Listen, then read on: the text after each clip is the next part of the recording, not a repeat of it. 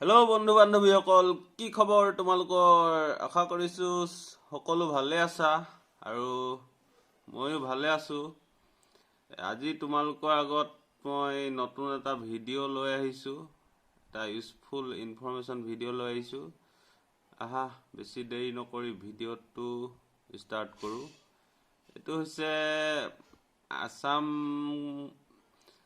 Direct Recruitment 2022-26441 Grade 3 Grade 4 vacancy.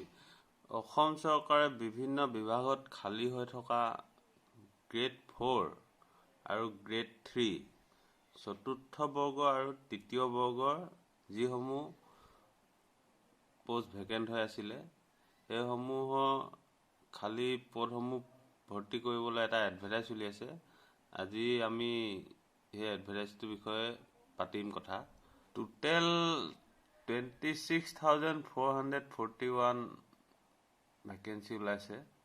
তাৰে ভিতৰত grade 3 আছে 13,141টা আৰু গ্ৰেড 4 আছে 13,300টা।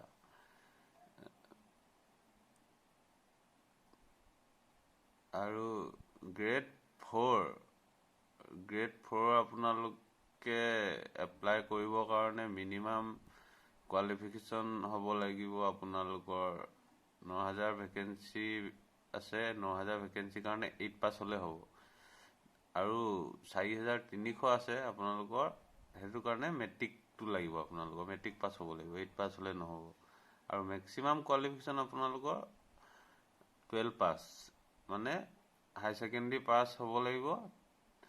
মেক্সিমাম হাই ছেকেণ্ডেৰী পাছলৈকে আপোনালোকে দিব পাৰিব।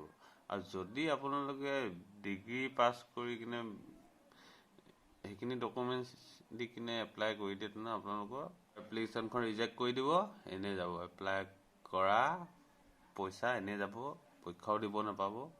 সেইটো কাৰণে এইখিনি ভালকৈ চাই ল'ব। যোনখিনি ইয়াত দিয়া আছে ক্ৰাইটেৰিয়াখিনি চাই ল'ব। তাৰপিছত গ্ৰেড 3 কাৰণে আছে আপোনালোকৰ accountant, cashier, junior assistant, LDA, stenographer, ETC। Grade 3 category 1ত এইকেইটা পোষ্টত আপোনালোকে এপ্লাই কৰিব পাৰিব, 8,331টা পোষ্ট। আৰু গ্ৰেড 3 কেটেগৰী 2ত আছে আপোনালোকৰ field assistant, fieldmen, foreman, section assistant, soil conservation, field worker junior, agriculture extension officer, ETC।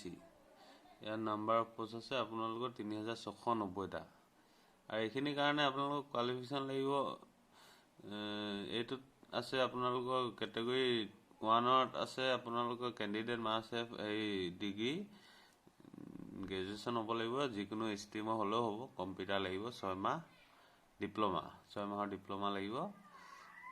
তাৰপিছত আপোনালোকৰ যোনখিনি গ্ৰেড 3 কেটেগৰী 2ত যোনখিনি আছে আপোনাৰ ফিল্ড এছিষ্টেণ্ট, ফিল্ডমেন, এইখিনি কৈছিলোঁ, এইখিনি আপোনালোকৰ হ'ব লাগিব ছায়েন্সত হ'ব লাগিব। হাই ছেকেণ্ডেৰীটো ছায়েন্সৰ ষ্ট্ৰীমটো ছায়েন্স হ'ব লাগিব। হাই ছেকেণ্ডেৰী পাছ, ষ্ট্ৰীমটো ছায়েন্স। তাৰপিছত গ্ৰেড 3 কেটেগৰী 3 যোনখিনি আছে ড্ৰাইভাৰ পোষ্ট 1,120টা আছে, সেইখিনি হ'ব লাগিব মেট্ৰিক পাছ। আৰু আপোনালোকৰ হাতত লাইচেঞ্চখন থাকিব লাগিব, যোনখন LMV লাইচেঞ্চ সেইখন থাকিব লাগিব, তেতিয়া এপ্লাই কৰিব পাৰিব। আৰু এজ লিমিটটো দিছে ইয়াত 18 বছৰ বা 40 বছৰ। আৰু ST SC সকলে পাব 5 বছৰ এক্সটেনশ্যন পাব, মানে এইখিনি ৰিলেক্সেশ্যন পাব। OBC আৰু MOBC 3 বছৰ, এক্স ছাৰ্ভিচমেন 2 বছৰ, PWD কেণ্ডিডেটে পাব 10 বছৰ। আৰু চিটিজেনশ্বিপ এইটো আপোনালোকৰ ভাৰতৰ মানুহ হ'ব লাগিব। তাৰপিছত আৰু আপোনালোকৰ এক্সচেঞ্জ কাৰ্ডখন যোনখন যিকোনো অসমৰ এক্সচেঞ্জ অফিচত ৰেজিষ্ট্ৰেশ্যন হৈ থাকিব লাগিব। এক্সচেঞ্জৰ আপোনালোকৰ যোনটো নম্বৰ আগতে যদি অফলাইনত আপোনালোকে কৰি থৈছিলে, সেই অফলাইনৰ সেই কাৰ্ডখন আপোনালোকে অনলাইনত ৰেজিষ্ট্ৰেশ্যন কৰি ল'ব।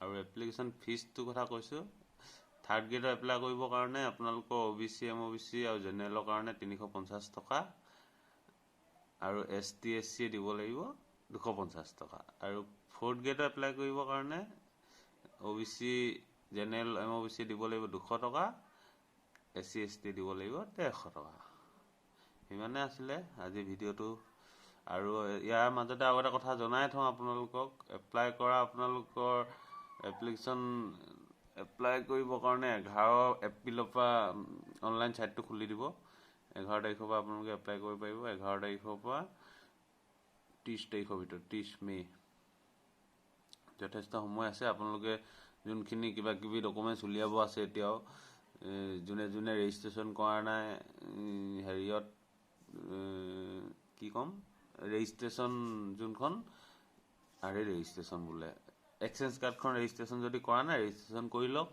আৰু যদি কোনোবাই OBC সকলে নন ক্ৰিমিনেল সাৰ্টিফিকেট যদি এপ্লাই কৰা নাই এপ্লাই কৰি লওক আপোনালোকৰ 10-12 দিনত এইখিনি কাম হৈ যাব তাৰপিছত আপোনালোকে যথেষ্ট সময় আছে কৰিবলৈ এপ্লাই কৰি ল'ব পাৰিব আৰু যদি কোনোবাই নাজানে এপ্লাই কৰিবলৈ মোৰ ওচৰত আহিব পাৰে ওচৰে পাজৰে যোনখিনি আছে মোৰ ভিডিঅ' চাই মোৰ ওচৰত আহিব পাৰে এইখিনি মই হেল্প কৰি দিব পাৰিম ইমানে ক'লো বন্ধুসকল যদি মোৰ ভিডিঅ'টো চাই আপোনালোকে কিবা এটা শিকিলে কোনোবাই যদি নাজানিছিলে কথাটো গম পালে তেনেহলে ভিডিঅ'টো লাইক কৰিব কমেন্ট কৰিব আৰু শ্বেয়াৰ কৰি দিব আৰু যদি চেনেলটো সাবস্ক্ৰাইব কৰা নাই আপোনালোকে ৰঙা বটনটো প্ৰেছ কৰি চেনেলটো সাবস্ক্ৰাইব কৰি দিব আজিলৈ বাই বাই টেক কেয়াৰ